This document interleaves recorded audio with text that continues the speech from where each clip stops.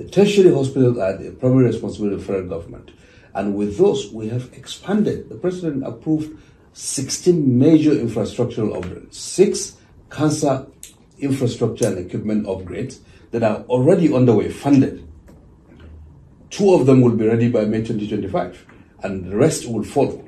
And 10 other infrastructural engagements, 8 diagnostic centers through NHI and 2, and human resources. Okay.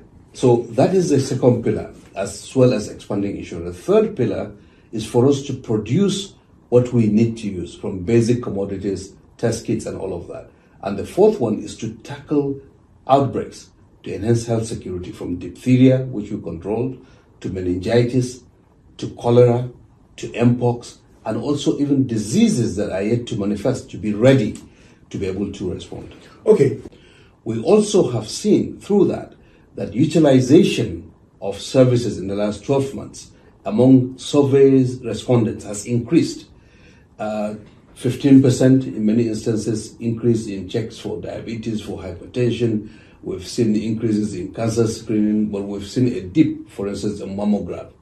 Women that are going for mammogram. That's an important indicator. That survey also asked perception around the quality of what Nigerians are experiencing in the health system. It is not asking those who are in the hospital, but generally of those who've been to facilities, what there is a perception of quality. And generally, the quality is good. It's better in the private facility. That's the impression. When you ask them the quality of the workforce, the time that they wait, their experience in the facility, and the overall perception. So we have matrices to check on that. So that's on the instrument that we have used.